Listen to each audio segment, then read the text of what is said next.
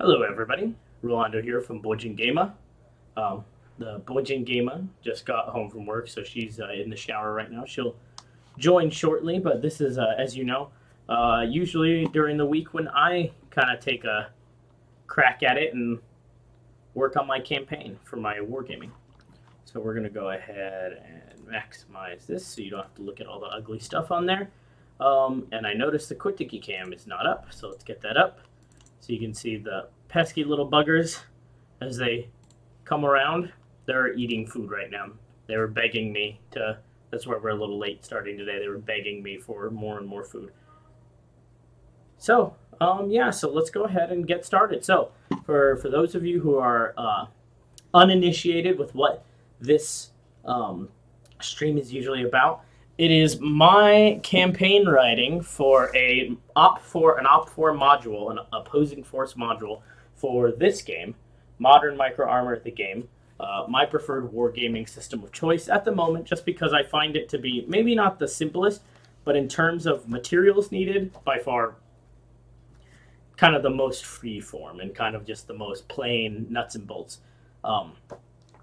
I haven't done a lot of wargaming outside of real military wargaming, which is not nearly as fun as tabletop wargaming because there's less dice and much more MDMP, more military decision making processes going on. But it definitely led into my interest that with also my love of D&D, 5th edition, and stretching into some other games, Star Wars role playing game as well. And then I've dabbled in the ideas of getting into Cyberpunk and Mechton as well with campaigns of their own. But yeah, all of this is basically this is what I'm doing. So I'm writing a module like what you would find in the back of these TAC news that you get anytime you order from GHQ. They give you kind of a whole scenario breakdown and forces and everything and a map to play off of. With a 96 by 72 inch wide playing field, which is pretty significant because that's bigger than the maps that I'm giving at the moment as well. But I'll be okay with that just because of the scope of this, of this project. I'm giving you 20, technically, yeah, 20 different scenarios here. 21 technically, I guess, but 20 really. Different scenarios, each stretching out over a what would be a 30 by 60 inch board, 3 kilometer by 6 kilometer map. So, yeah, so that's what I'm doing. This is all based off my own experience in the Army as part of the 211th ACR, the 11th Armored Cavalry Regiment, the professional Opfor of the United States Army, when it comes to the mechanized force at least. But yeah, so this was what I did for a good chunk of my time in the Army. And it just really inspired me. I really loved the mission that we did there, and I loved what we were doing and kind of what you could get out of it, both for military learning and then also just overall just kind of peeling back the curtain, at least if you were willing to, of kind of the realities of modern war and what the United States military is capable of. And so it was very revealing. Again, so I really loved my job there. I did everything from platoon leader up to executive officers, executive officer headquarters company, along with kind of like the scout XO basically, because the Op4 mission is a little, you kind of do two things. You're juggling multiple balls at the same time. And then my final job with the 11th ACR was by far my favorite, which was operational planner. And that was just really where I got to dig in and kind of sink my teeth into wargaming and planning and a lot of just kind of thinking outside the box, lots of reading updates coming out of Syria at that time, because this was back in 2016, 17, 18 that I was in. And so, yeah, that's kind of what inspired this. So we're going to go ahead and continue work. If you have any questions regarding the system itself, please feel free. I'm very new to this as well. I've only played a couple of games, mostly with myself, to try to figure out the system of the streamlined version called the Beer and Pretzels version, which is free, which I have on my reading tablet. But there were a couple rules that I wanted explained more in depth, so I finally forked out the cash for the actual book. And it illuminated those things, namely that they were not really rules. They really were just kind of like, well, nope, you just make it up. But hey, here I've got the information that I want. So yeah, as you can see here, I've done quite a bit of work here in terms of our scenario here. So essentially, the scenario that I'm building is what a rotation at the National Training Center, Fort Irwin, California, would be in the fictional land of Donovia. Some liberties taken, of course, to kind of trim some of the unnecessary fat off the edges, because again, the decisive action kind of tactical exercises, the DATE program, they really go all in with politics and religion and culture and language. And while that's cool, it also it limits what you're able to do, because it kind of puts you in a box of what Donovia is.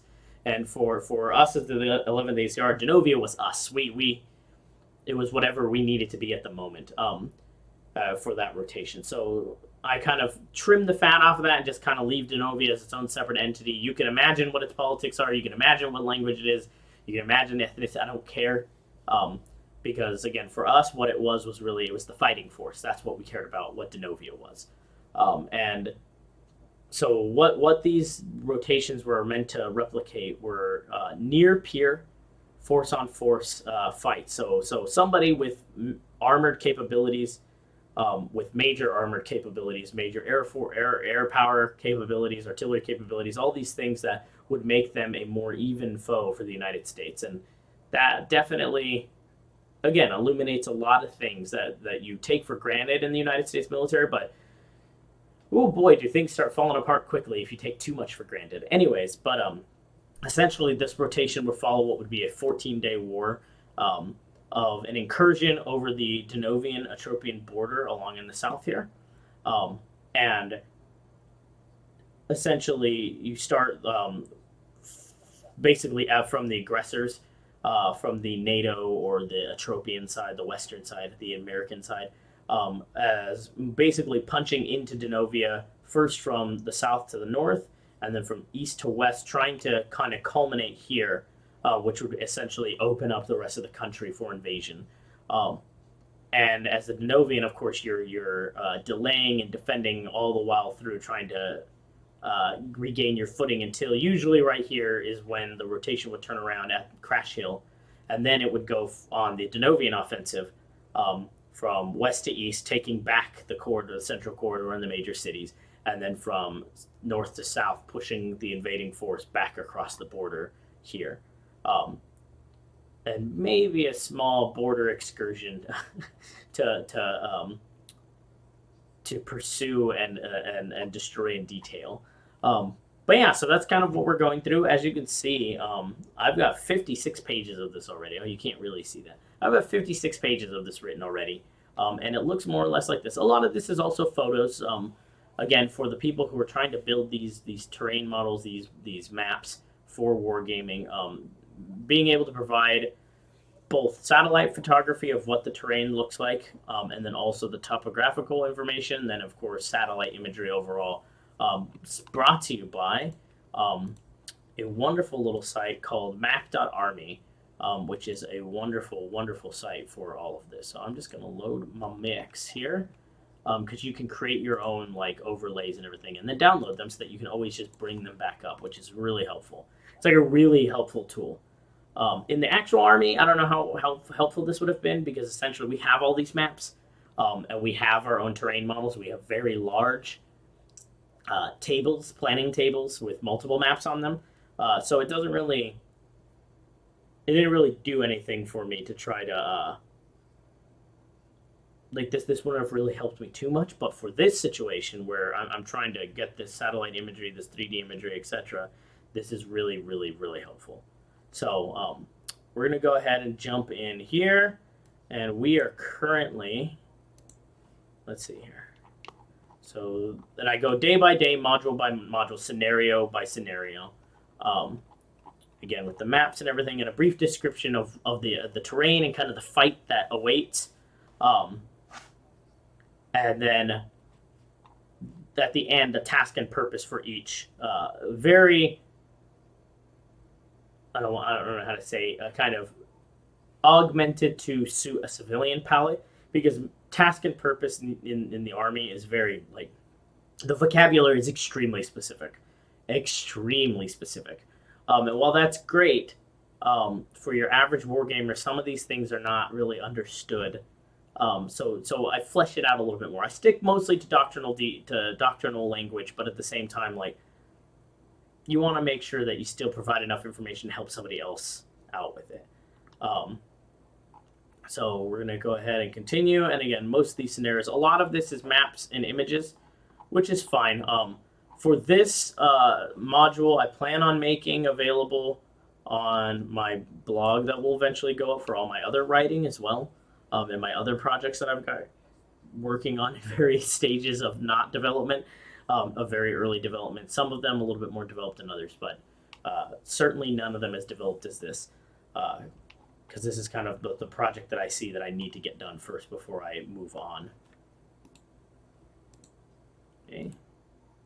Okay. And I still have to figure out formatting. So on the blog, it'll be a little bit more scenario by scenario by scenario. And then I plan on trying to make a PDF version of this as well. So that will be, of course, different as well. And then there'll be more reference maps and everything, because these maps are not to scale of what you're going to need for actual wargaming. As I mentioned before, the TAC News provides maps.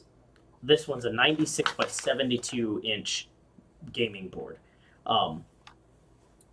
The book recommends for playing fields around 30 to 60, about 30 inch by 60 inch playing field, with each inch representing whatever you would like it to, but typically representing about 100 meters. It would be a good standard.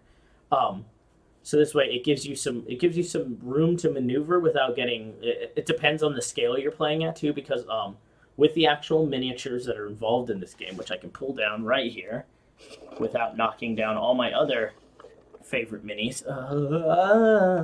Let me try to pull these down without knocking everything over. Oh god, it's like sideways. They're gonna fall over. Okay, there we go. Lift the cap off. There we go. Not that any of these are fragile, but it's always a pain knocking things over. These miniatures are, I believe, 1/60th scale. So that's a little T90 that's done up right there in the Donovian,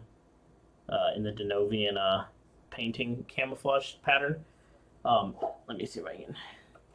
So I got a T90, a BMP2 for the Donovian side, and then a Bradley M2A3 and a Abrams M2A2 SEP right here.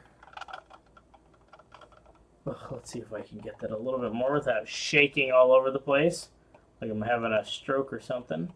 So as you can see, these miniatures, they're about around an inch. So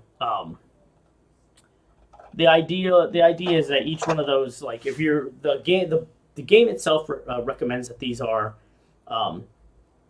basically that they are one per platoon.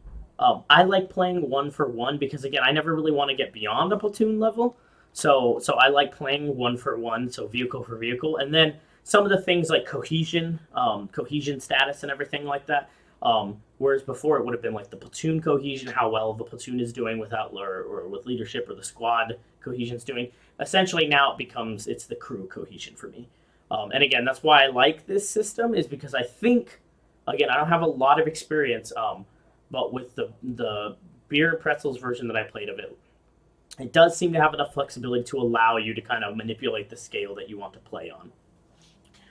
So I prefer vehicle for vehicle. So these maps, as I was saying, are not the full 30 by 60. As you can see, they are essentially they're essentially 6 by 12s or whatever. I think I shouldn't say whatever, but essentially what they are is they're 500 meter grid squares here. So this is still a little too big for the scale that you need to be making the actual terrain, the terrain models off of. But for the sake of a quick overview of the terrain and understanding what you're looking at, and then along with the 3D imagery, it gives you an idea to make the terrain properly. And of course, I've got to add those images later on. So, anyways, that's editing. That's at the very end. Let's get to the next scenario because I believe I am officially almost halfway done. Yeah, scenario 11, over halfway done. So now our next one is going to be scenario 12. So now we are. Oh, there's the waifu, the Bojin Gamer. Привет. Hi, everyone. Sorry I don't have makeup. I'm right out of the shower. She's got some translation works to do. Hello. Whoa, what in the hell? Oh, duh. So, we've got, so we're going to be moving on to the next scenario here. So this is going to be scenario 12, and if we take a look at our handy-dandy map, I'll bring it up in the image itself here. So then Donovia, there we go. There we go. There she is. Oh, and we got a baby on board. Don't knock my minis over, please. Yep. Hi. Hello, Brian. Let me see if I can. Brian Tornout. Hello, Brian Tornout. Yes, we got 2 cats on board. They're brothers, and they got their wet fish snack, but I think they're back for more pestering. As they love to do when I'm trying to write or stream. They love to be right here, but we love them, don't we? Oh. So, just don't restart the computer. They've done that before. The problems with having a power button on top of the case of your PC. They jump on it, and all of a sudden everything just turns off. Oh, that's smart. Buy a fake keyboard and put it to the side. Let the cat sit on it.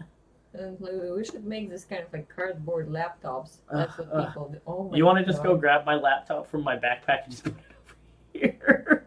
I don't know, man. I think he likes Okay, you. well, you can sit right here. I've got the keyboard right here. See, this is what those little foldable keyboards Yeah, that we went to that. Kyobo bookstore the other day. Where was that?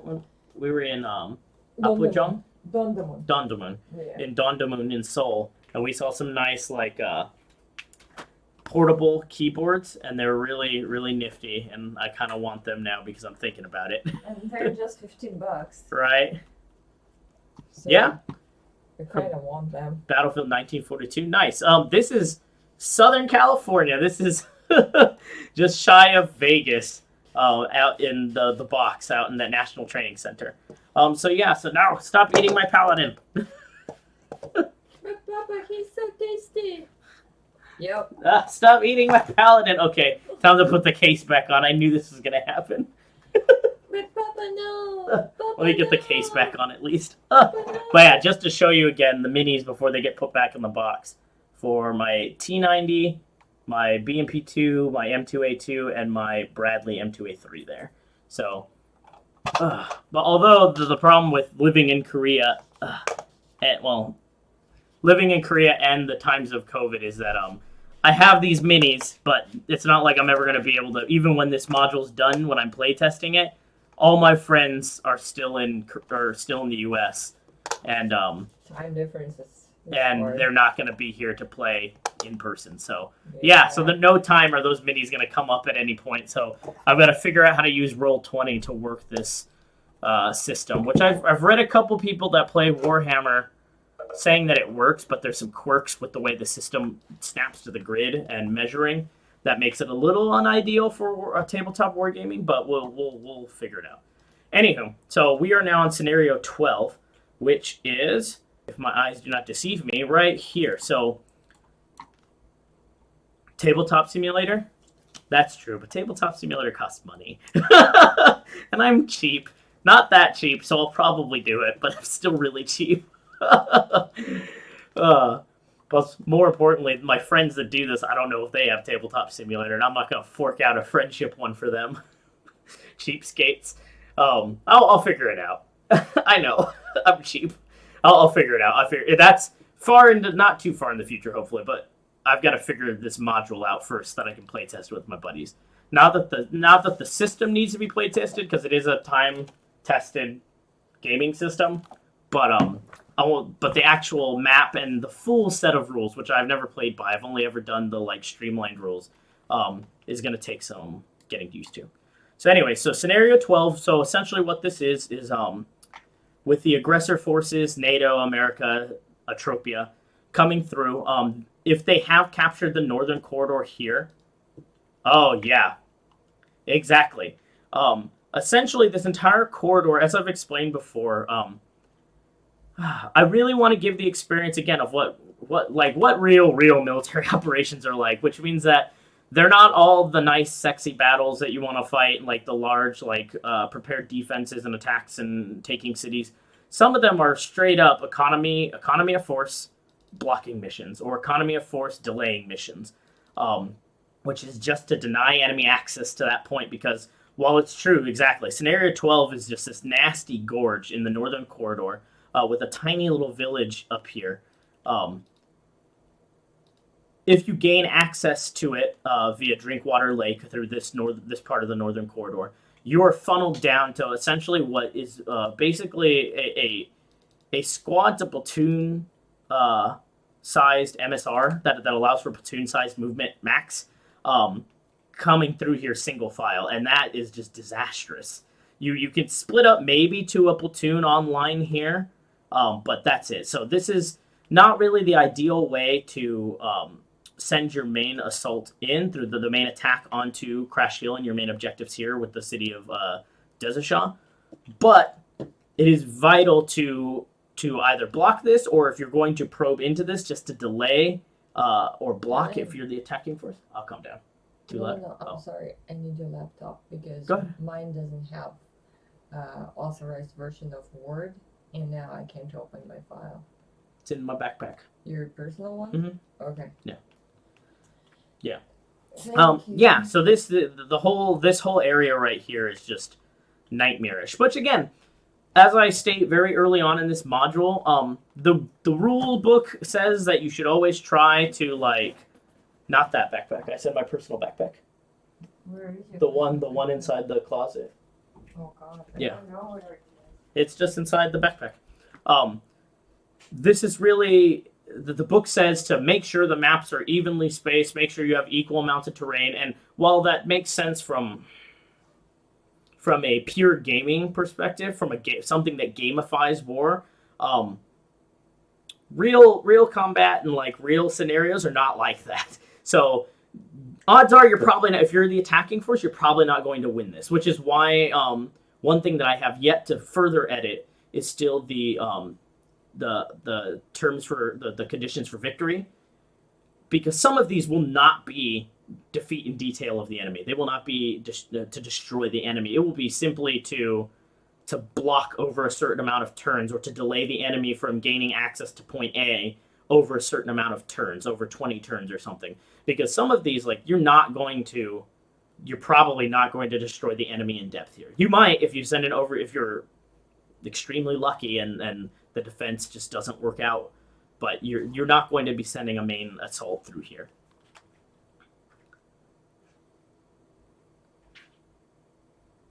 Yeah, I mean, but that's also assuming that, again, and this is also where what I was talking about, the economy of force comes in. From the defending side, this is not a priority. You send a platoon and a half tops here to defend. You're not expending. It's inside the bag with all the cables, darling. The cable bag. Yeah, it's all tied up. You're not going to spend an extensive amount of combat power on this because it's just not worth it. You're blocking the enemy. You're attempting to prevent them of sending any reconnaissance missions through here, or just really anything that's going to create a separate problem set. Yeah, artillery support. That's also the fun thing, is that again with an economy of force mission, that is something actually I do need to add in there too. Thank you for reminding me. I need to take a note of that.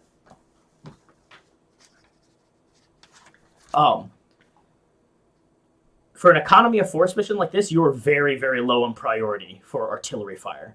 When the main defense is going on here, defending the main terrain feature up here in the central corridor, and then the final city here, before essentially the border opens up and you allow the rest of the country to be exploited, which is why this is kind of the last stand in this province.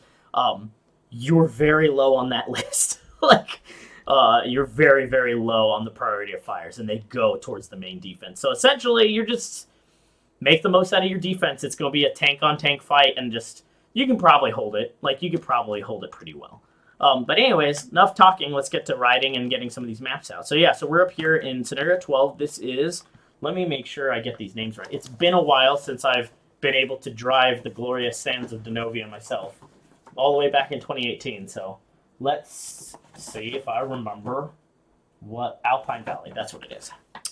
Alpine Valley. Right. So, and this would be day 7 because these are the final assaults essentially. Alpine Valley, day 7.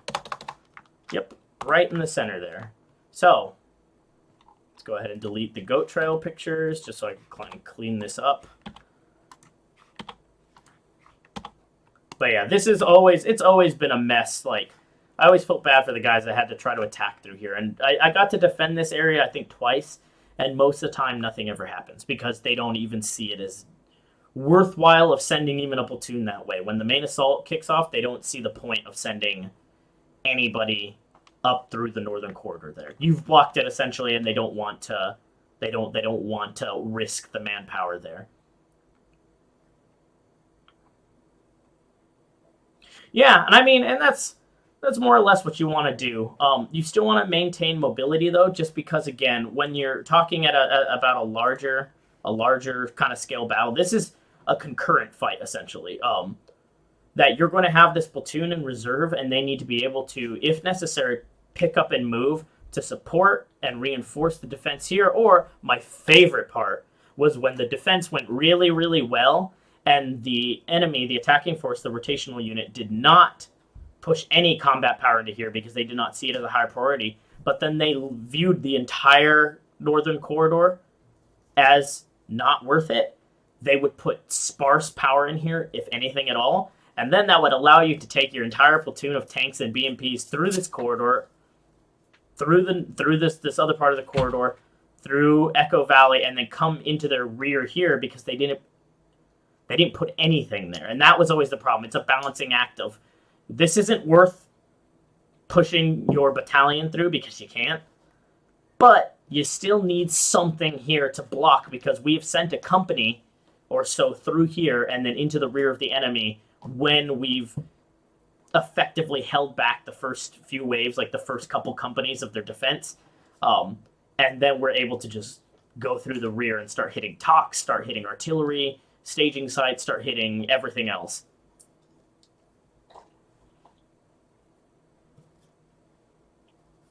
Oh, yeah. Yeah. And that's really what it is that all these fights essentially coming up from 5, 6, 15, 8, and 12.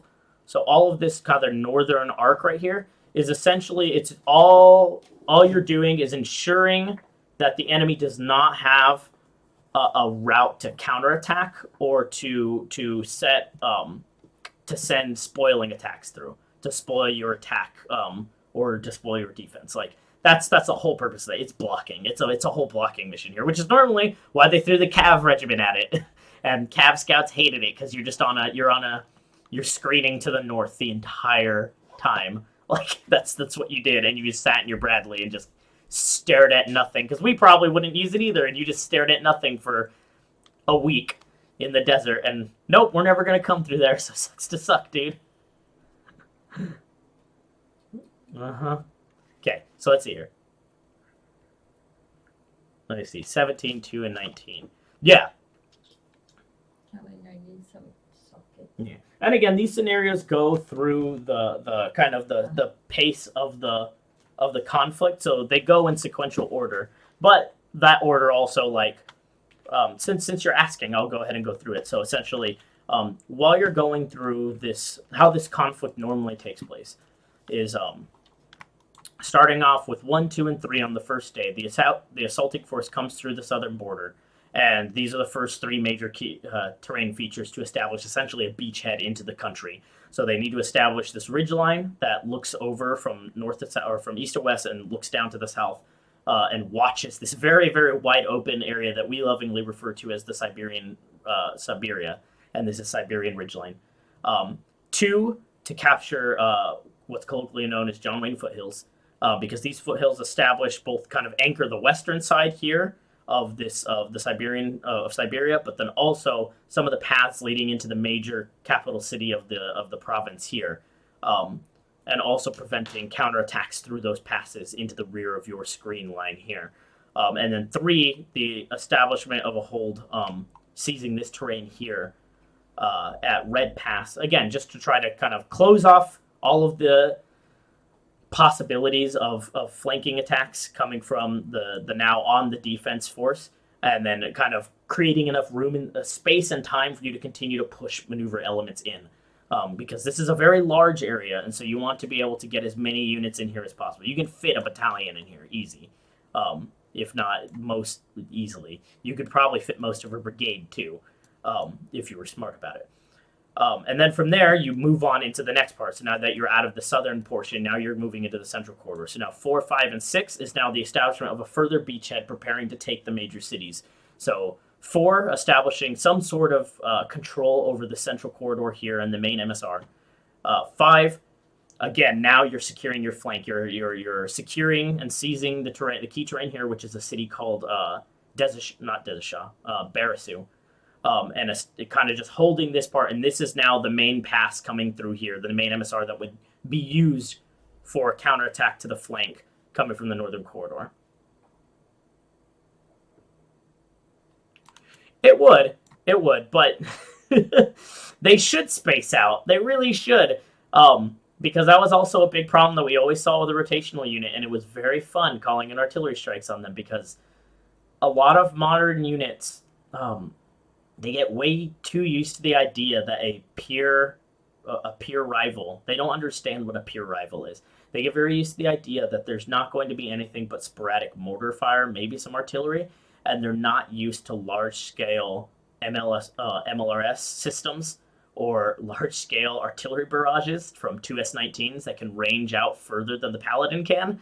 At least at the moment, I know that they've been working on that because they started figuring this out that, oh, shit, our Paladins can't outrange the 2 S-19s. So that means that no matter where our 2S or wherever our Paladins get placed, they're always within effective range of a 2 S-19 if they want to affect the battlefield. And that became a problem because certainly more than enough room for a battalion and mostly a brigade if they spread out through this area here. But man, sometimes battalions love to clump together and they love to just throw a bunch of companies just like on the side of this hill, and it's just like, well, a couple of MLRS barrages, chemical non-persistent or sometimes a persistent chemical attack, and you'll fix them in that position pretty well. If not, again, destroying is a lot harder than people think to destroy a force in detail. So really you just need to fix them. You need to get them off the... You need to make them incapable of creating any problem sets for your objectives on the battlefield. So that's essentially also what all of this is. Nice! Что ты у меня тут нанюхиваешь? Что? Mama can't do that. No. Yeah, cool. I was an armor officer too, so cool. Nice. Well, where are you stationed at?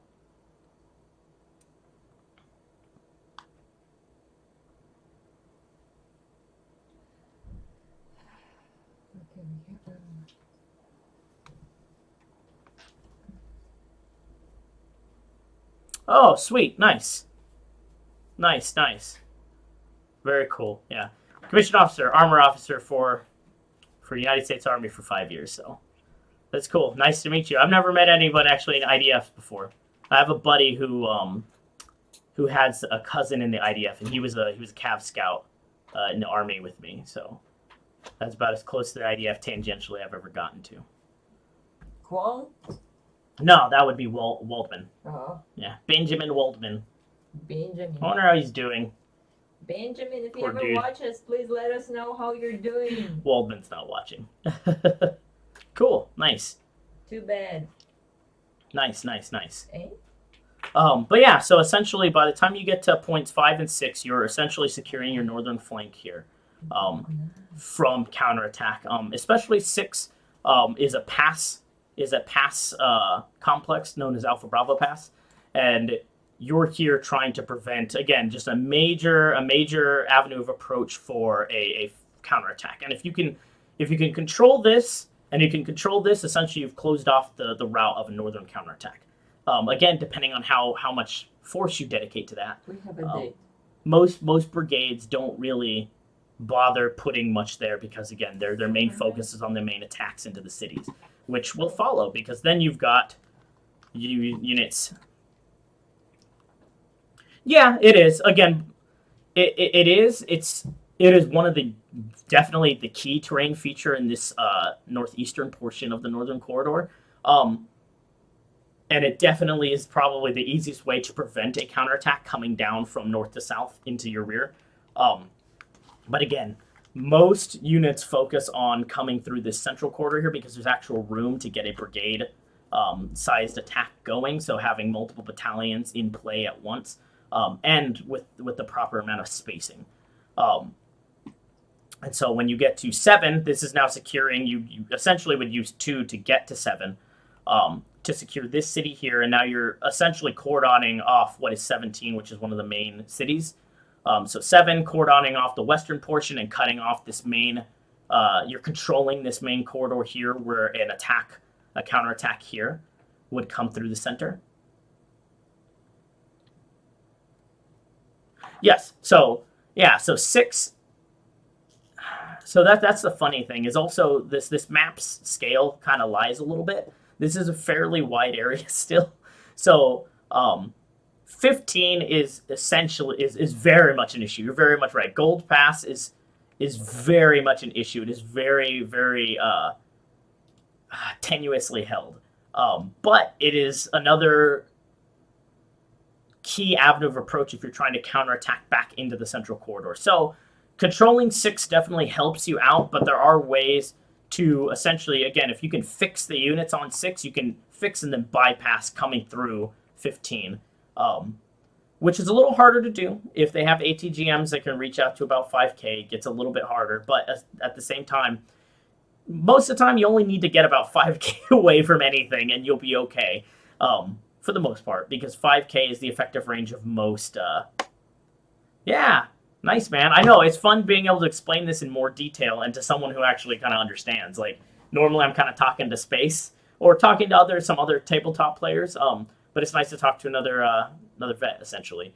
But yeah, so 6 at that point, 6, 7, and then 8 is further closing off this northern corridor for counterattack. And then once you get to 9, 10, 11, now the main assault has begun. Because essentially, again, as the defending force, this has all been a delay so far. This entire mission set for the first week has been delay until you're to more defensible terrain, which is this terrain belt here, which is all of these ridgelines and all these passes, and then my favorite area, area 9, which is the washboard, which is just a maze of hills and riverbeds and wadis. So it's just a terrible fighting through there. But at the same time, so wonderful to fight through there because it allows for some really, really great defensive positions, and then at the same time, some really great ambushes. And then when it gets down to it, when you're assaulting, it gets into some of the best tank-on-tank knife fighting that really teaches, again, sometimes people get very used to the idea of being able to hit something at standoff distance with a tank at 4K, at 3K, at 2K. But when you turn the corner and then all of a sudden there's an Abrams just right there with like the crew eating MREs on top, like it's a very different story all of a sudden. And I mean, chucking a smoke grenade at an Abrams and landing on like their front slope was like one of the coolest things I ever did because it was like, oh shit, there's a tank right around the corner and I'm in a BMP, like, oh god. So it allows for something that, again, a lot of people don't, especially when it comes to American ranges, you don't take into account these really, really close-up engagements because they're rare on the modern battlefield. But again, terrain dependent, they can happen, and you need to be ready to to fight a dude that's 50 meters away.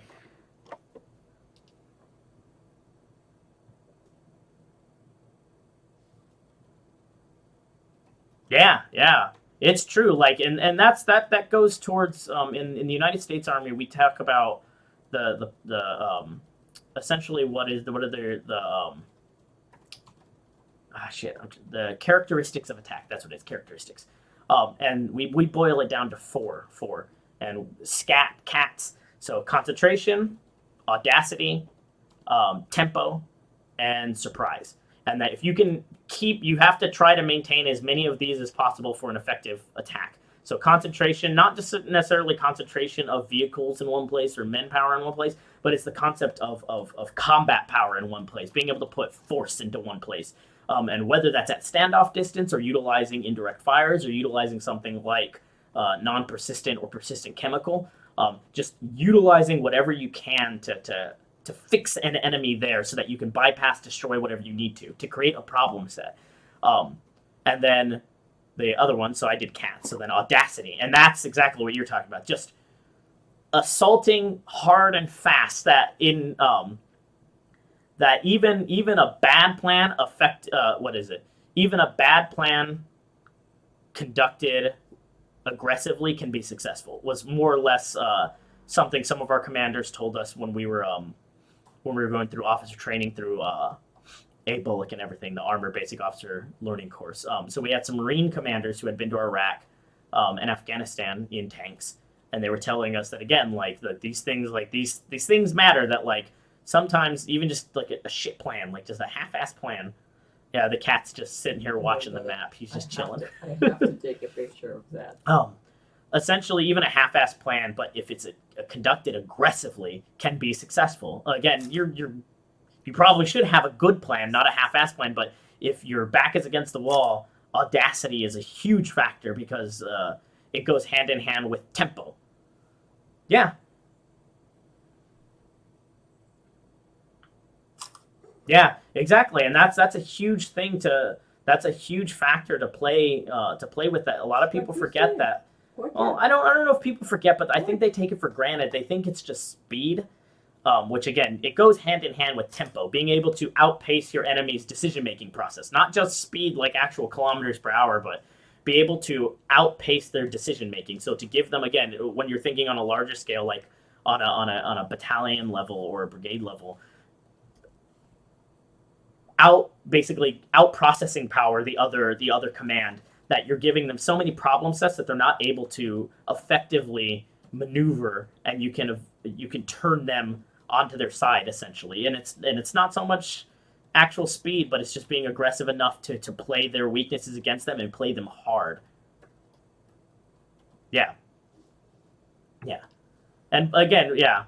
And that's the fun thing about Blitzkrieg 2 is that it's really the concentration it really is a concentration of true combat power. It's a combination of armor, air, exactly, with air assets, with our indirect fires, with infantry and support as well. That with all of these at a consistent tempo, and again, especially for how warfare was in the 1940s, in the late 1930s as well, that the tempo of war had not really caught up to what Germany was pushing with the Blitzkrieg doctrine. Essentially, that along with the concentration of firepower there, and people do oftentimes think that that speed is what tempo is all about, and it's speed part of it. Again, if you can move fast and get somewhere faster than they anticipate, you're going to create a problem set. But it's much more being able to, again, present multiple problem sets towards the enemy that they can no longer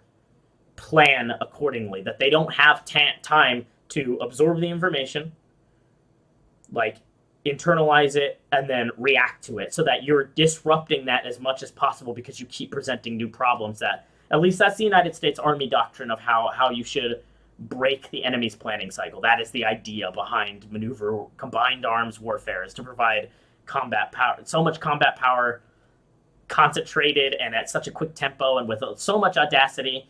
And then again, with the last one, the S, the surprise, which allows you to be more audacious and allows the tempo to flow more quickly, because again, the element of surprise itself presents a huge problem set for a defending force.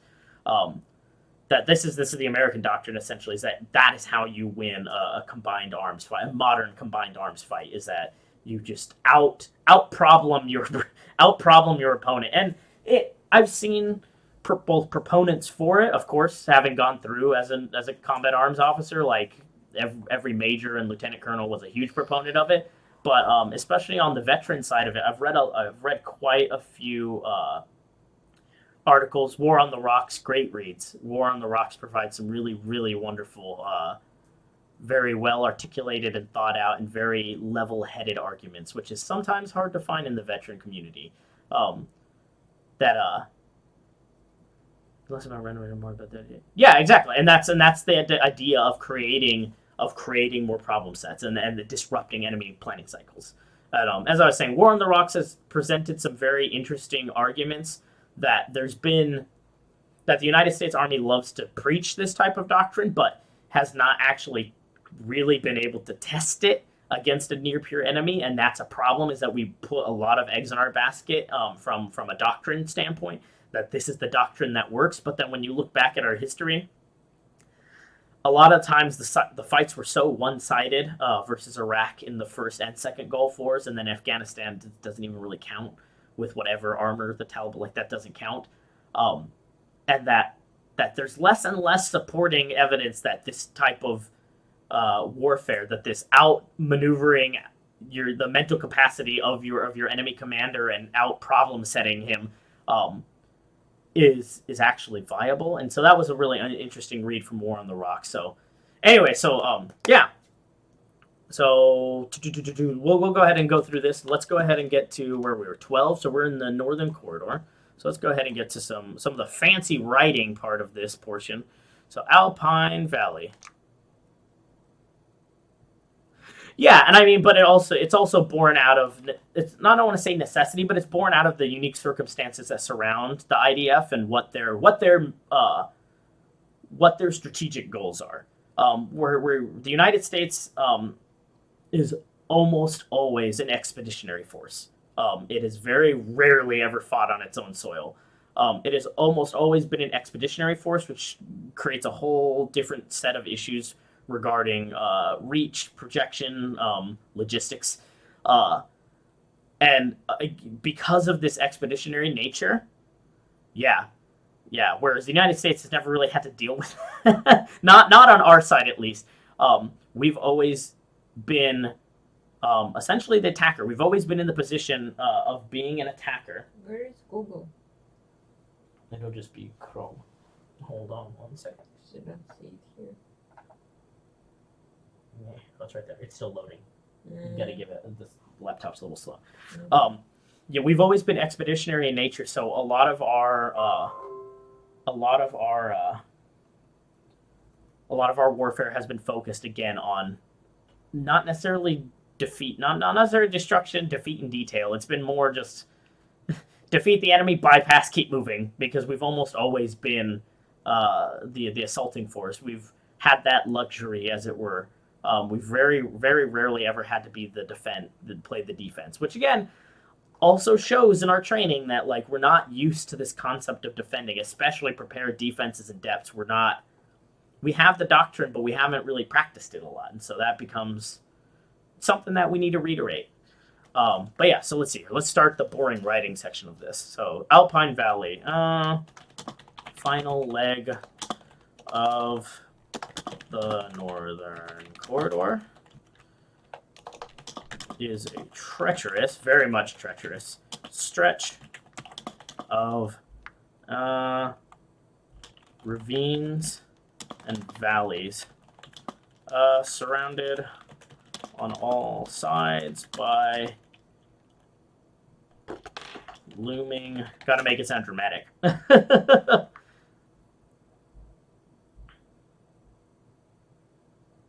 Yeah, and that's true. A lot of times, and that's also again part of our doctrine, especially how this fight plays out specifically, is why these are all very like all these earlier scenarios for the Donovian side, for the defense side, are almost always economy of force missions, is because you're creating with the delay mission. Your task and purpose is to create enough time and space for the main element to conduct proper engagement area development and create a proper defense in depth while delaying the enemy, and to allow the brigade to bring its assets to bear to create defensible positions and to create proper battle positions and a proper defense. And so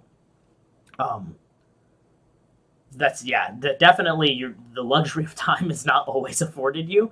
And so that is why it's especially important for, again, why this whole scenario exists in the United States Army and why units even come here is to give them the feel of what it's like to be under 24-hour pressure of an aggressor or of a force that can come out and strike you, while trying to really, on the tactical level, NTC is it's okay. It allows some practice for tactics, for platoon level tactics, for squad level tactics, but really the bread and butter of National Training Center is at the brigade and battalion level of being able to coordinate these large scale missions and these large scale objectives. And try to, it's really the coordination piece. It's understanding how to coordinate all of these moving pieces. And it becomes a problem, when they need to defend and they have Donovia and T-90s bearing down because they didn't bother protecting their flank, and they've got BMPs and T-90s coming up through the rear and destroying a couple of artillery positions and wiping out a few TOCs, and the whole while they have to deal with this problem set while they're also trying to plan for a defense, like a proper defense, and trying to get engineering assets there. And then they begin to learn problems of like, oh, we shouldn't space everything, we shouldn't clump everything together, because they forget that we also have drones, just like the United States Army does, because we're a near peer force. And so, we can see your artillery batteries just sitting out, hanging in the open, and like we can and we will destroy them. So it's a very interesting lesson, and I think that's what I loved about this mission so much, was that it was very valuable lessons that I think sometimes were lost on lower level soldiers, on the enlisted, lower level enlisted, lower level officers, just the lower echelons. But really, where the Army got most of its training value out of this was not only experimenting with what the capabilities of the United States Armies were, the United States Army was, but then also making sure that your field grade officers could properly plan when pressed and properly make decisions when pressed. And so that's definitely that's what NTC is really known for, because many a field grade officer got fired after a really bad rotation. Ooh. And that happened a lot. We'd always get news after the rotation was over and be like, oh, hey, do you guys remember that lieutenant colonel that was in charge of this unit that, remember, we completely just busted through their defense and wiped out all their talks? We're like, they're like, oh yeah, he got fired. And it's like, oh, ouch, shit. Like, I feel kind of bad, but like, again, these were the units deploying, and so they needed to be combat ready.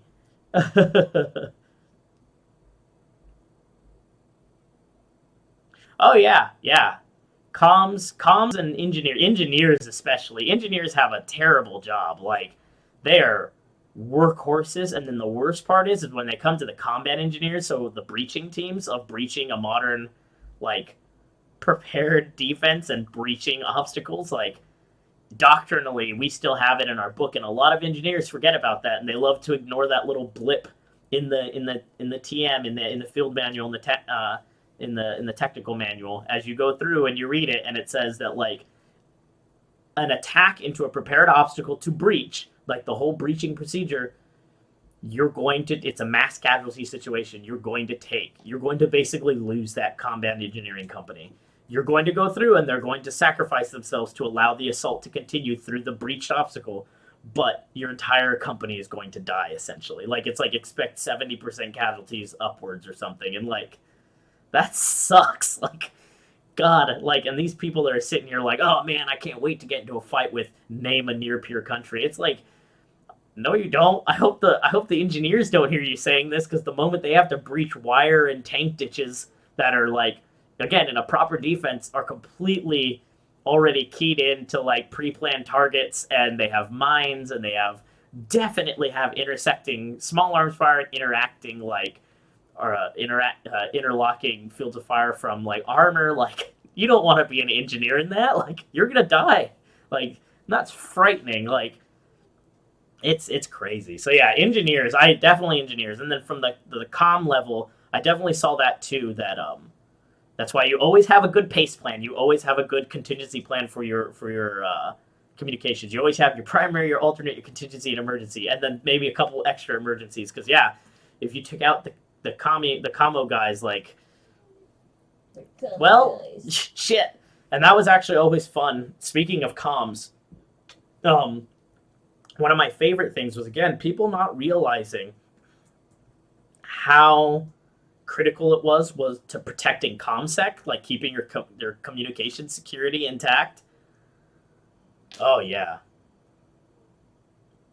Oh yeah, I would. Yeah, mines are terrifying, dude. Like, yeah, again, I do not envy engineers at all. Like, that's frightening. Like, again, there's a reason why, like, you watch the little machine after it plows through the mines and it explodes them with the chains, and it shoots an Miklik and it shoots explosive C4 charges and blows up a bunch of mines and stuff, that it still drives through really slowly and then just shoots out the little stakes with the little cones on it, so that you know exactly where to drive, because if you don't go there, you're gonna die. It's like, and keep this to the right of you, like, you're gonna die if you go past this.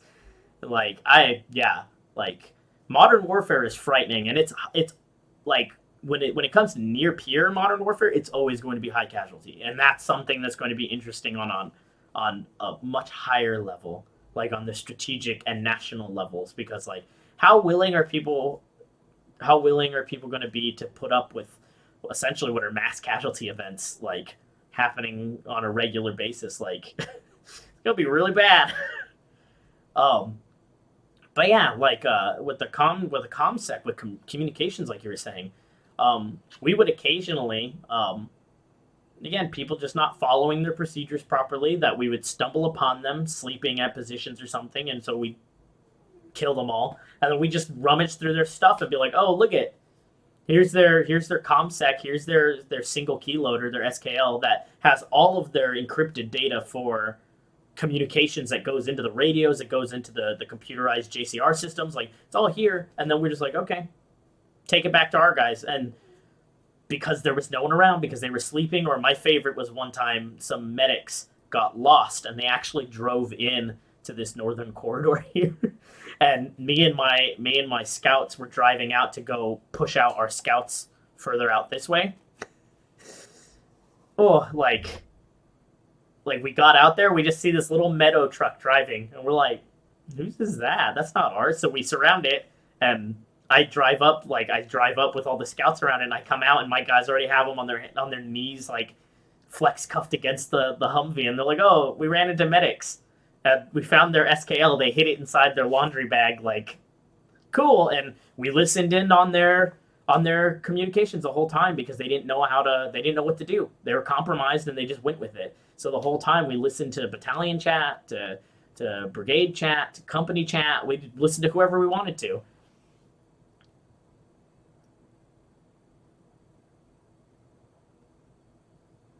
Yeah, to help, yeah, with the engine in front, to help survivability of the crew, because, again, armored warfare doctrine, when you're fighting, you front slope front, because that's your greatest survivability. But then, yeah, the Merkava is very, very well known for that it's got the engine in front, so that this way, if a main round penetrates, it'll mobility kill the tank. But this is for the other viewers, because you're obviously familiar with it. It'll mobility kill the tank, but it will give a much higher chance of survivability for the crew, which is also why they have the convenient little doors at the back and the bottom to allow the crew to escape. Because, again, manpower is a little harder to replenish, especially in the case of the IDF, with the situation that Israel has to deal with and has to prepare and plan for. Like, yeah, maintaining that manpower is crucial.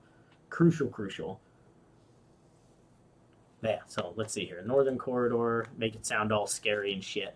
Surrounded on all sides by looming, rocky mountains. Ideal for Overwatch positions and ambushes. The single road that runs through this portion of the mountains is only wide enough in few spots to support a platoon online. and usually only narrow enough, or usually usually so narrow that it only allows for a platoon in line to pass.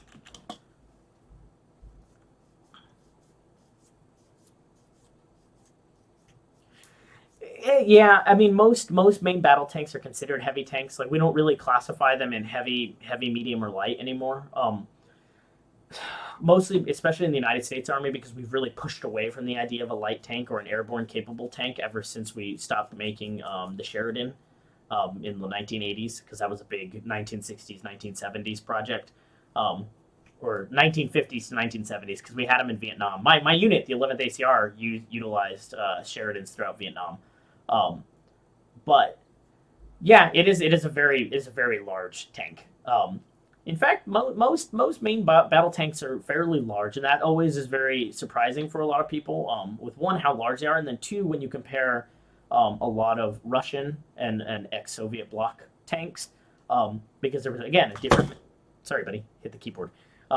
There was a different mentality of kind of survivability and what tactics would be used, and also production and just a lot of different things that went into it. That the tanks were usually much smaller and lower to the ground, which again, some people are like, oh, that's so uncomfortable for only tiny people. But at the same time, makes that silhouette a lot harder to hit and makes it much easier to dig a defensive battle position for it. Because if it's a lot smaller, you can dig a battle position faster that will have it be able to fire from a hull down perspective, and observe from a turret down perspective much faster than you can for a larger tank like a Merkava or a Challenger or an Abrams. So like, yeah, rate of production, but then also again with defensive capabilities brought in mind. It's low silhouette, man. Low silhouette. Survivability definitely is iffy there, because again, a lot of them, especially T-72, well known for the mechanical arm reloading system that was very prone to explode once hit with a round, because it has the ammunition ringing the turret. But definitely something to be said positively of that small build is the survivability in terms of from like a defensive capability. It makes it a much smaller target. And a lot of people like to overlook that, because people love to just kind of shit on like Soviet stuff, because they're like, oh, mass produced, blah blah blah. Like, yeah, but like they still made that with the intent to win. Was still the intent to win. And so yeah, manufacturing, be able to outproduce, because again, if you have more tanks, like even if they're not as survivable as an Abrams, like Abrams are expensive to make, and Abrams are very, very maintenance heavy. Like, I don't know how the Merkava is, but I know that the Abrams is extremely reliant on an uncompromised line of logistics. Yeah. My personal favorite is probably T-72, like the more upgraded, the updated ones, and then of course I love the T-90s that have been pushed out to like India and stuff. Like, they're absolutely gorgeous tanks and formidable tanks. Like, they're formidable tanks, and the technology on them is, again, definitely built with more of a mindset towards modern warfare. That again, like, America's been playing catch up on things like active protection system, things like the Israeli tanks and Merkavas have on them already, and I think we actually adopted the American the Israeli system. I want to say the trophy system, I believe, for active protection systems on the tanks. But yeah, like that's good, because the Abrams is not. The Abrams again is meant for large expeditionary forces with unimpeded logistics, because that thing goes through so much fuel and so much just so much lubricants and expendable like fluids just daily, that just like it's like you really can't get if you and that's also a big thing, is that a lot of times when units would come to fight us and train,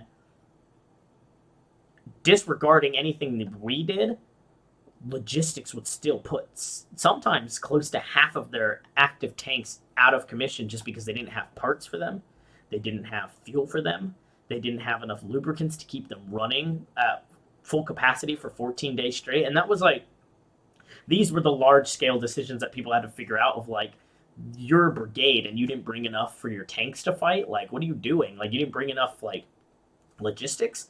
And again, things like food, people would always forget. Like, they'd run out of MREs in the first like 4 days, and then they would go to one MRE a day. And it's like, dude, what were you doing? Like where was your math at? Like, you need 3 meals a day, 2 to 3 meals a day for 5,000 soldiers for 14 days. Like, what are you doing? Like, what do you mean you didn't bring enough food? One of them, they didn't bring enough water. I remember that. They didn't bring enough water for their unit, and they had so many heat casualties because of that. And it's like, how are you going to fight a modern pure army when you can't even bring shit out? Like, you can't bring food, fuel, and water out. Like, let alone things like ammunition or, like, crazy.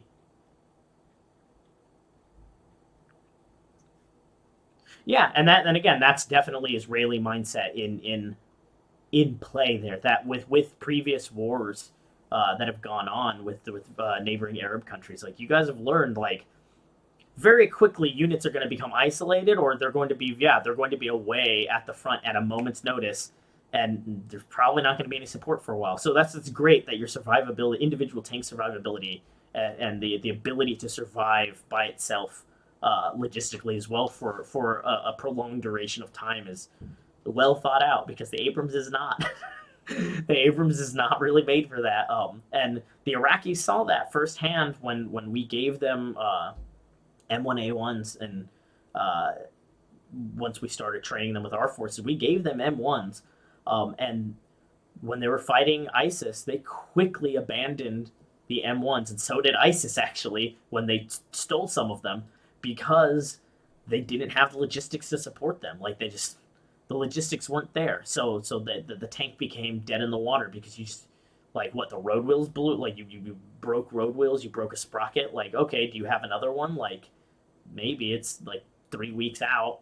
Fuck, like, we're in a war right now, we're not gonna wait 3 weeks to get a sprocket on this thing. Like, and then that was always one of the benefits that they saw in Soviet made tanks, T-72s and even T-55s, that just, they're so maintenance friendly that, like, they're still running. Like, and so for these kind of lower level, like, low intensity conflicts, like, they're ideal. You don't need a huge logistical line to keep them running. And that was a huge problem. That's a huge problem we still have, is that the Abrams is still seen as very overcomplicated as a system, and that it relies on the assumption that you're going to have uninterrupted logistics, which, again, in a near pure fight, is not a guarantee. Like, and that becomes a planning problem that a lot of people don't remember until it's too late. Blah blah blah blah. In line to pass. Let's see. Yeah, exactly. Yeah. Yeah, exactly, and it's exactly what happened to German tanks on the Eastern Front. Like, it's Tigers. Tigers were German-made masterpieces, but they require a lot of maintenance, and yeah, you're probably not going to get that luxury. And again, once you start getting your supply train starts outrunning your front line, or your front line starts outrunning your supply train. Like, yeah, what are you going to do when you rely on that? And that's a huge balance. What shit you gonna do? Yeah. Well. Like, it's just something. It's a problem set that a lot of people, and then a lot of armies fail to remember, and most of the time that's because of a person's decision. Oh man, good stuff. Let's see here. It only allows for platoon in line to pass. Blue, blue, blue, blue, blue, flu, flu, flu, flu, flu. What am I looking for? Fortunately, for both sides of the conflict, this avenue of approach is relegated to probing reconnaissance forces or last ditch flanking maneuvers. Hey man, I'm glad you could get something out of it. It's been a long time, and again, I'm no expert. I have the knowledge that I have, but again, I was a captain. Like, captains are a dime a dozen in the United States Army. Like, yeah, congrats, you made it you made it past 4 years in the United States Army without getting a DUI. Like great job. But you know, it's fun. I really loved the NTC because I felt it taught me a lot more than I should have learned as a lieutenant, and then that it has a lot to offer for people who are willing to learn, and that's very important. It's summertime in Korea now, so now we got the gnats coming back around because I have the ring light on. Oh, thank God, no mosquitoes yet. Yes. Because they'll be here. But yeah, like it's a great opportunity, and we never had any Israeli forces visiting. We had several others. I know that at one point we even had the Afghan Air Force come in with what are the names of the stupid planes that they have, the close air support? Oh no, I forgot what the name of it. Hold on. Close air support platform T something. What is it? Oh God. Let's do Afghan Air Force. I forget. It's something that we were even relying on. Where is it?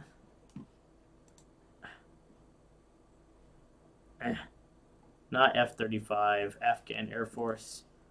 Let's see here. Where is it? Aircraft, current inventory. There it is. The Super Tucano.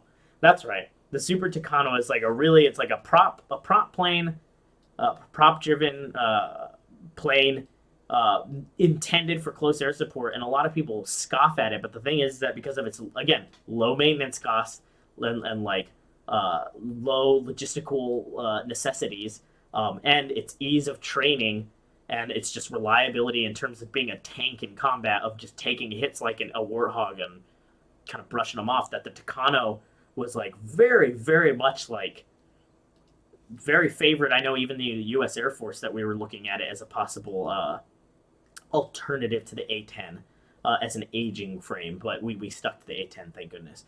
But I know that the Afghan Air Force even brought their Tucanos, their Super Tucanos, over to NTC, and so we got to see their pilots running close air support for the RTU on us, and you know, we watched them doing runs on our fellow company. We're just like, they're getting fucked up by the Afghan Air Force. But yeah, like, this is great stuff, man. Like, I don't know if you ever get the chance, like, or if anyone in Israel ever does get the chance to head over to NTC. But if you ever find anyone who maybe was in the United States Army, like at a higher level, that got to see it from like kind of the different side, definitely worth a chat. Because the problem with talking to your average Joe that went to NTC is mostly Fort Irwin becomes just a story of donkeys living in the desert, shitting in bags, and like not knowing what's going on.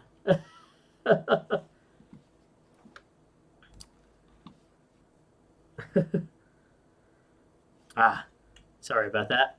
So okay, let's see here. The last is flanking maneuvers. This usually actually that normally goes in the next part. Okay, so now we're gonna go ahead and add the imagery to this portion. So this is a fun part. So now we're up here in the northern corridor.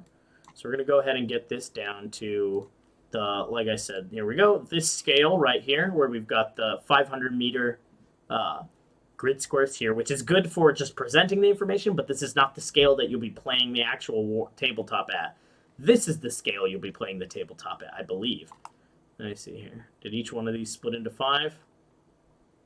Not even sure if this is actually at 1, 2, 3, 4, 5, 6. This is the long ways. What am I doing? I should count the short length. 2, 3, 4, 5, 6, 7, 8, 9, 10, 11, 12, 13, 14, 15. This is still not even the right level.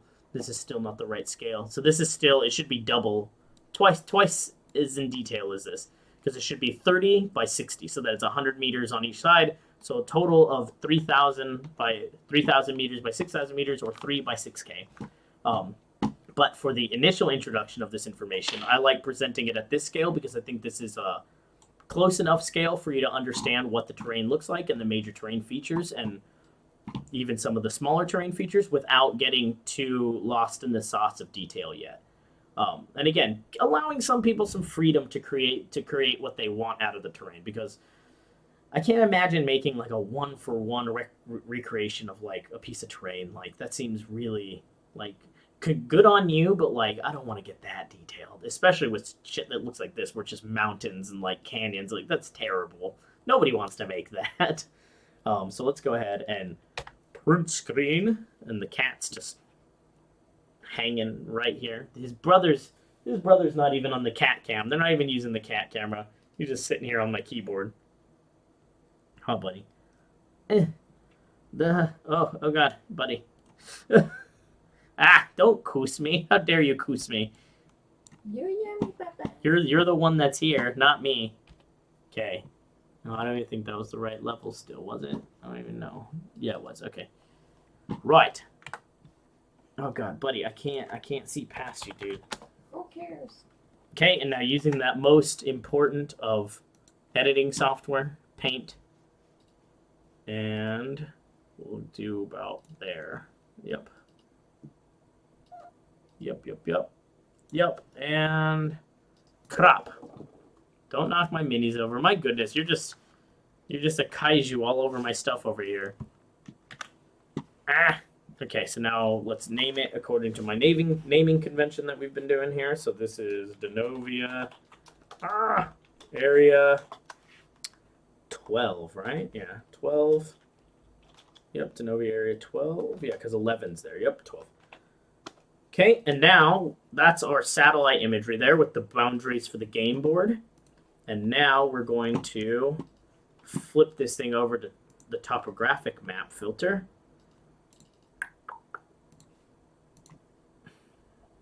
And now you really can see just how nasty this is. Just like all these really terrible, like you can't get a tank up that, like, especially once you're in the terrain, like you're not getting a tank up that, like, end of story. Like, it's terrible.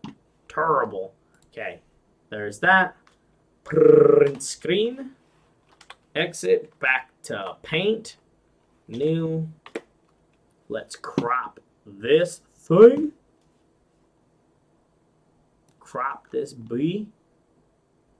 Oh no, I made a mistake. Crap, I should have waited. Pistons.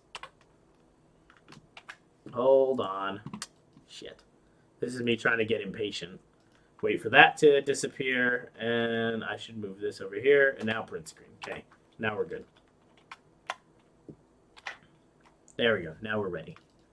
Crop. Now we can cut this without getting the stupid press F11 to close button. Yeah, sure, close enough. It's not meant to be perfect. Okay. Crop. Save.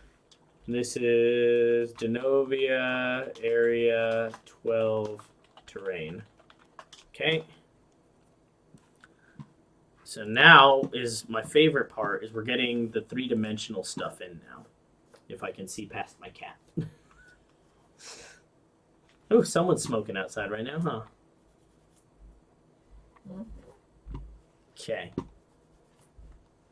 Let's see here. So now we're going to go ahead and get into the 3D of this. Oh, boy. Let's see. And I always like to get, like, from, like, a side view so you can get a lay of the, like, terrain of, like, the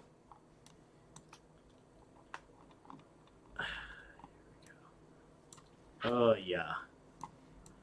Oh, yeah. And now we're getting into it. Now we're getting into it.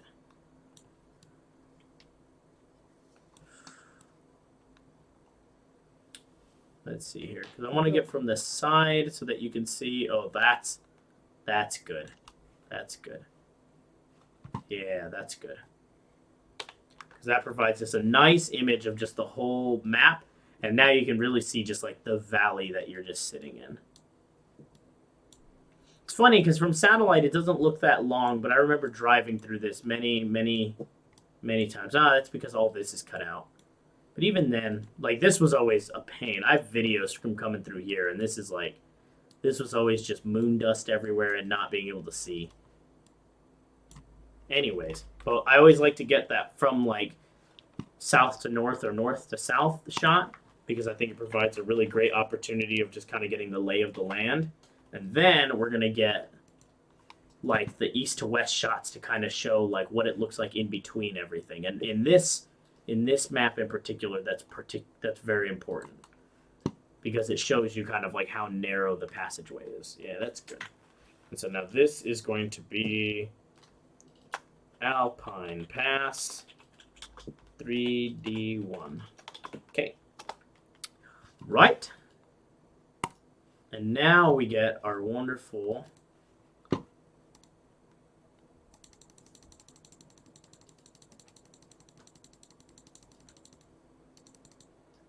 oh yeah. Gorgeous. And by gorgeous I mean treacherous. Like just like God, how terrible. Yep, that's it for you. That's the northern corridor right there.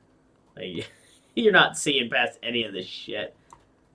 Oh, it's gorgeous. I wonder if I should go a little bit. Oh.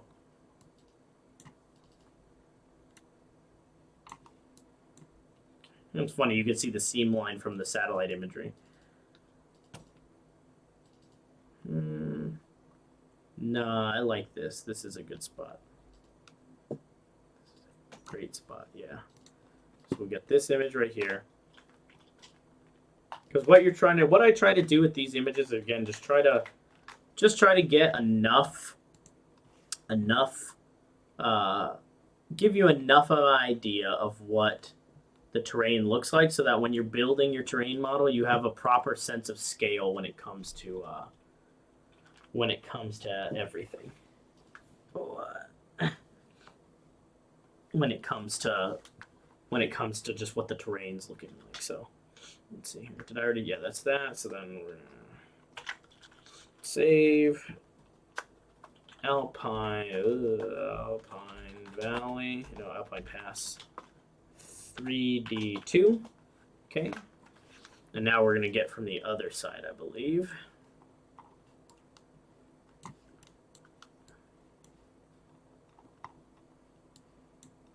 How's your work going? Well, it's weird. Oh, weird's never good. Yeah, because they told me, oh, it's going to be like 11,000 words, and I open it and 62,000 words. And it's like, dude, I'm not translating this. Yeah, did you clarify, like, what?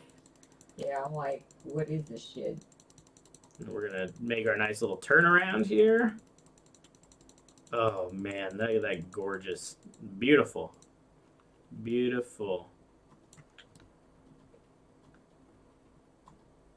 Yeah. Yeah, there we go. Gorgeous. Yeah, that's pretty good. Okay. Just trying to give, again, creators an idea of what they're looking at. Because I think that's the most important, is allowing them still the freedom to build this the way that they need to, regarding time, materials, etc., intent of realism, so that they don't feel too bound in that they need to make this photorealistic. Or again, that's why I also want to try to provide the higher detail maps, and I've got some ideas of how to do it, but it's going to get a little wonky. But I think I've got a way. So that this way, if you're like me and you want to just do it on something like Roll20, or I'll check out Tabletop Simulator to see what I can do to create maps there. So this way it'll maybe it'll be a little bit easier with just with an image that you can get off of the internets. So let's see here. Alpine Pass 3D3. And I think the last thing I need to get, because there are some small strong points here. There's this little village right here. Yep, and this is probably the only area that it opens up. And then there's actually like a little fortress up here. Like a little like strong point up here. That's all OP. Yeah, so before I start, I'll just wait for her to reply. That's weird as shit.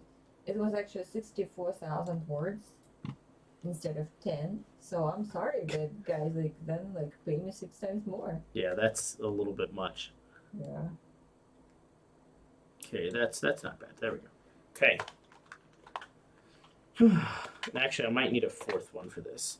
It's always I always trying to figure out like what's too much, like what's too much detail and what's not, like what's giving too many images and what's not, but I don't know. We'll see. We'll fill it out.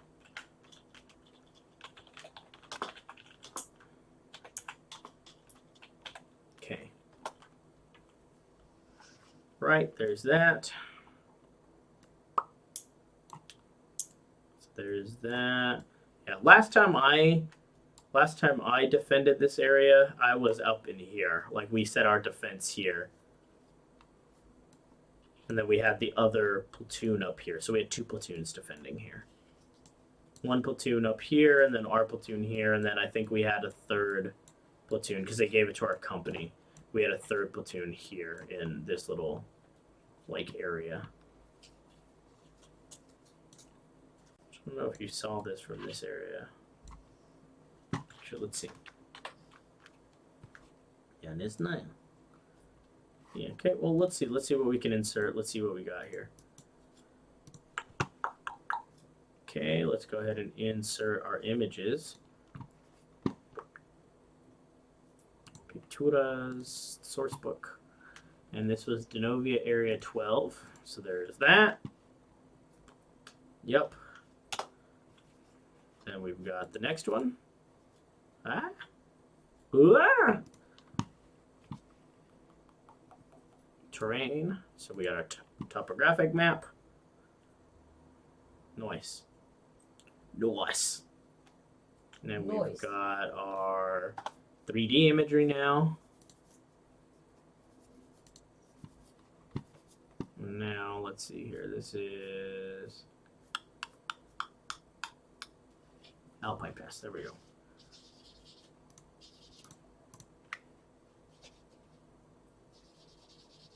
Ой, Писечка такой молодец. What about Pisa? Why me is not молодец, mama? Hold up. What's going on with this? Okay, so I've got 1 from here. I've got 2 right here. Мальчик. Сладкий котик, мой хороший. Ah, I see what I did here. I named one wrong. This should actually go down here. Yeah, there we go. Yeah. Okay, because now you've got from the south to north, from the east to west, west to east, and then from the central portion from the southwest looking to the northeast. So you can see what like the larger area looks like. Yeah.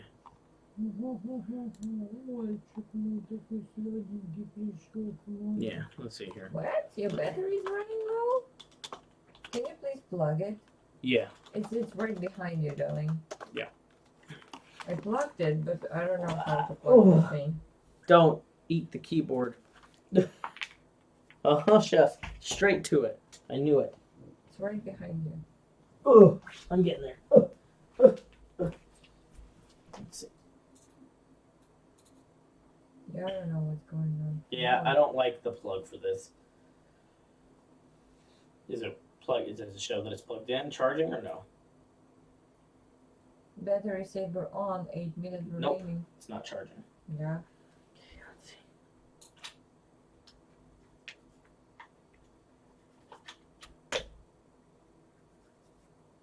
Yeah, now it's battery. Mm-hmm. Okay. Let me know if it does it again. Okay. Baby, stay away. Mm-hmm. Okay.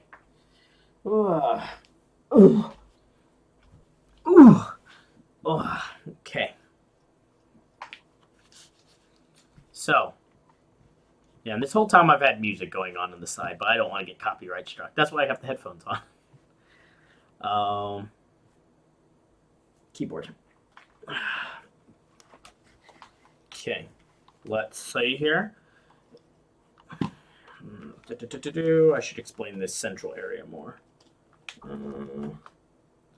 In the central area,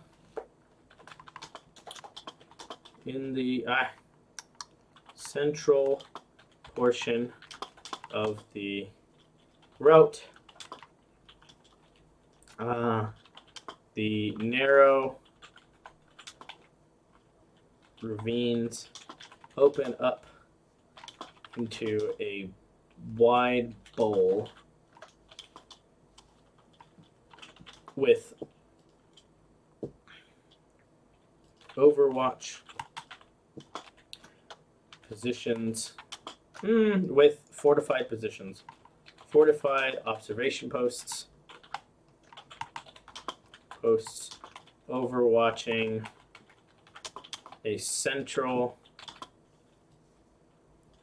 village of this village is like this is more of a shoot house than a village, but it's important to get it in anyways.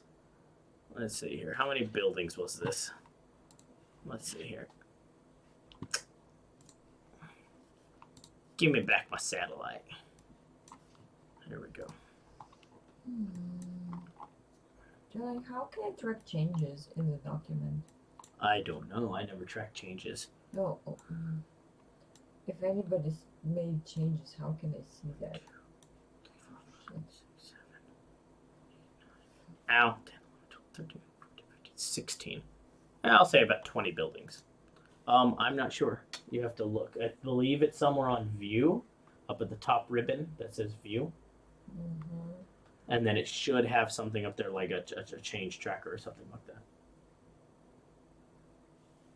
A village of around 20 single-story house or buildings. Ow, claw on my knee. Buildings. Yes. Buildings. I love you, buddies. Scritch, scritch, scritch, scritch. YouTube book. Scritch, scritch, scritch, scritch, scritch. Even though you're about to knock over my models and you're showing your butt to the whole internet. I have nothing to be ashamed. Follow, subscribe to our Cats Only fans. You're gonna get us banned off Twitch. You're showing off too much of your anus. But it's clean, Papa. You're violating Twitch terms of service. Buddy, I can't read with you right in front of me. I can't type with you right in front of me. 20 single-story buildings and a long forgotten aircraft wreck.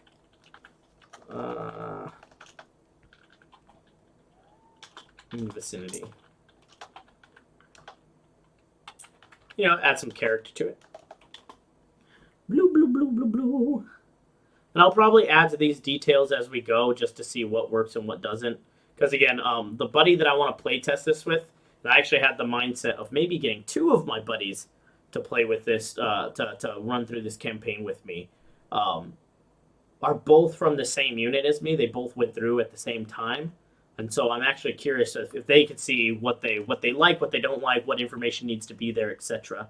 And they could probably help me figure out conditions for victory on that. So, yep. Okay. Don't restart the computer, buddy. Please. Cat. Don't hit the Kotiki cam. What are you doing? Oh, God. The cats are getting restless.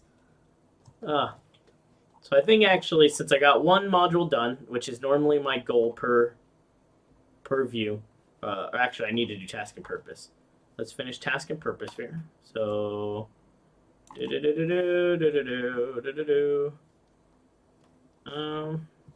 actually, this doesn't really change to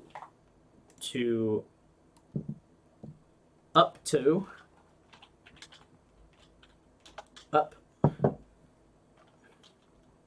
Up to 2 combined arms platoons. Buddy, no, buddy. I'm not buddy. I'm Spatusi. Hi, Spartak. 2 combined armed platoons. With the mission. Ah, buddy, I cannot.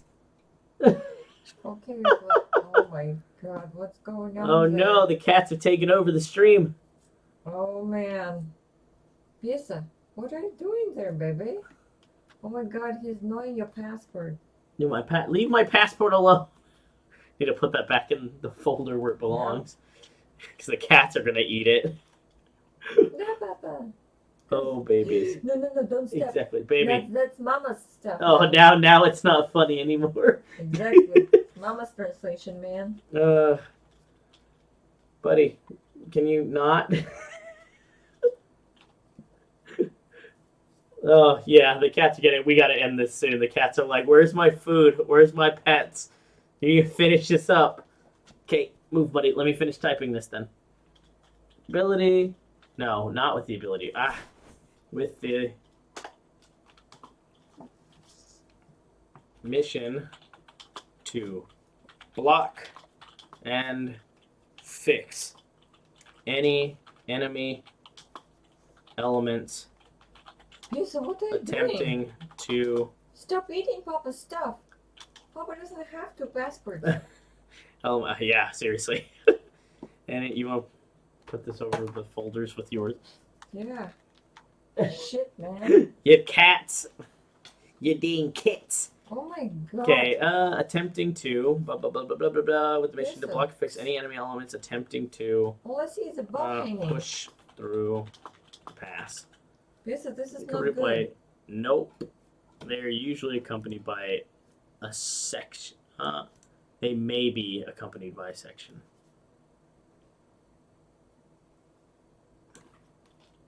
They may be accompanied by a section Oh of my god, dude. ATGM or of ATI vehicles.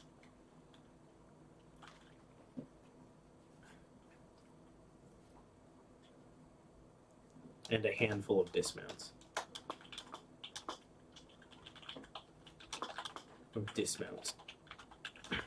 This mission is seen as necessary via economy of force, seen as absolutely.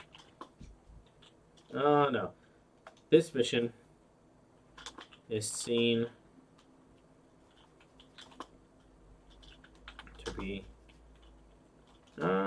this mission is usually conducted with economy of force in play. There we go. Okay, there we go. And for Atropia, yeah, the attacking force usually... Nope, this is not a combined armed company. This is normally one combined arms platoon. Just of one combined arms / reconnaissance. Actually, normally it's a reconnaissance. One reconnaissance platoon.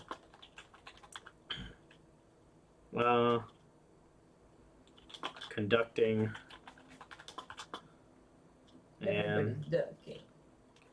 an area or route reconnaissance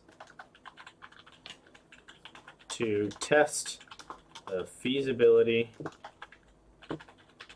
to use the pass for another avenue of approach for the main assault.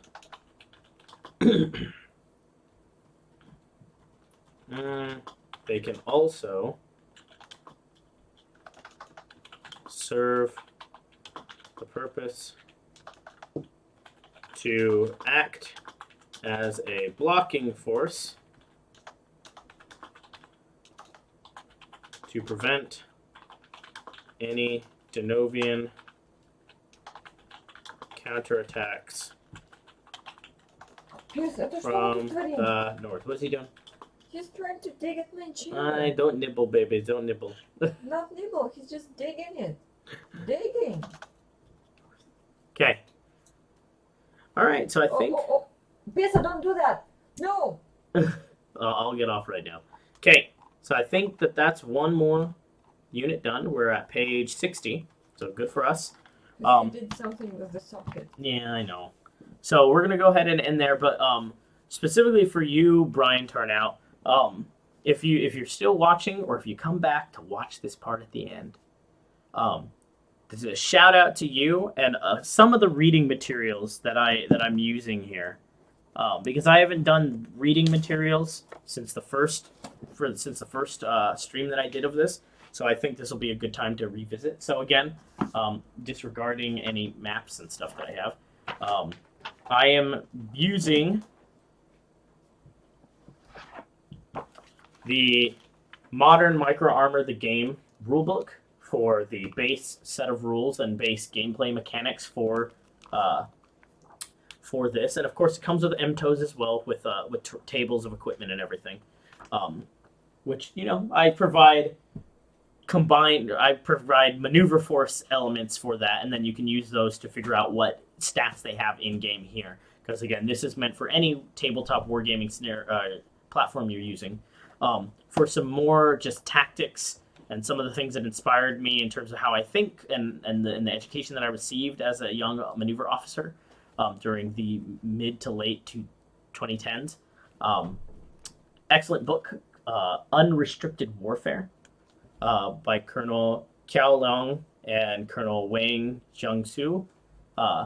This is must read in terms of the basically getting a good grip of how to fight a modern peer force, especially when you are coming from the side that's not necessarily, you don't think you're necessarily going to win in a straight combined arms fight, and so how to affect the battlefield from other angles, and essentially again introducing problem sets in different areas and different domains that the enemy is not necessarily used to, nor are they capable of reacting to. One of my favorite books, and something that I always kept with me as a planner, the Opfor Smart Book, Red Team Army. Again, pretty much anything on Russian vehicles, equipment, tactics, especially modern day tactics when it comes to the... No, that's the other book. That's the Wives' Handbook. Real thing, by the way, in the Army. Army Officer Wives Handbook. I think there's like 50 editions so far. Like they update it every year. It's crazy. But this is essential for understanding modern combined arms tactics for Russian forces. And again, Donovia was heavily modeled on Russian forces and tried to emulate some of that. But we were kind of a jack of all trades. We were whoever we needed to be at the moment. We were ISIS. We were Russia, we were China, we were North Korea, we were whatever we needed to be. So, or just our own weird mix of stuff. So, excellent source book, though. I love this book. And great design, too. Who doesn't love just a bunch of T90s rolling down Red Square right there? Like, that's a great image. Speaking of which, soon it's going to be Victory Day, so that'll be fun. Always a fun thing to watch. And then another great, insightful piece of literature. The Bear Went Over the Mountain, Soviet combat tactics in Afghanistan, translated to English. An excellent source book to have on just seeing how, especially combined arms platoons within with Soviet equipment, T-72s, BMP-2s especially, and accompanying infantry, how they kind of handle mountainous terrain and how they operate in kind of more unconventional kind of seize the moment kind of deals, as opposed to very strict adherence to doctrine, because they had the whole concept of the Bromgruppe going on, where just things were Bromgruppe were just a bunch of it was just a combined arms platoon of just various armored vehicles, with not really any doctrinal purpose, but just like, hey, you got 3 T-72s and 2 BMP-2s, and you got a BRDM. Let's go. And then you got a BTR carrying a bunch of troops. Let's go. We're gonna conduct this raid on this village. So those are all the main resources that I use. Of course, I also have my various handbooks in my time from the Army. Not sure where you can necessarily get a hang of these. but you might be able to find them if you're ever in Georgia, near Fort Benning, Georgia. Ranger Up usually has they normally have their stuff that you can buy, and then there's a couple other places that you can buy them too. Georgia. So some of this, of course, is now outdated by this time because these TM and FMs get updated all the time. But this is what I went through the Army with. So my reconnaissance handbook right here. So the reconnaissance platoon from April 2013, which again I know has been updated, especially regarding with the makeup of a modern reconnaissance platoon. Because I believe now they've strictly gone to the 6x6 format of 6 vehicles with 6 dismounts in each, or something along those lines. But essentially, before they had this weird combo combining like a couple of Humvees, couple of Strikers, or like couple Bradleys, couple Humvees, and now it's 6 Bradleys. Like just they need the armor, they need the support. Tank platoon, my bread and butter right there as a tank commander and a tank platoon leader. And then of course this is something else. And then the wonderfully useful, where is it? A Bullock reference guide that I got, which is just everything a tank platoon leader needs to know regarding command and frequency, standard graphic naming conventions, organization and command. Yeah, they used to do 3 and 4s or whatever, right? Or is 3 Humvees per 1 Bradley? Like, so dumb. Rates of march, operation orders, capabilities, consumption, fuel consumption, vehicle capabilities in terms of ground clearance and everything else.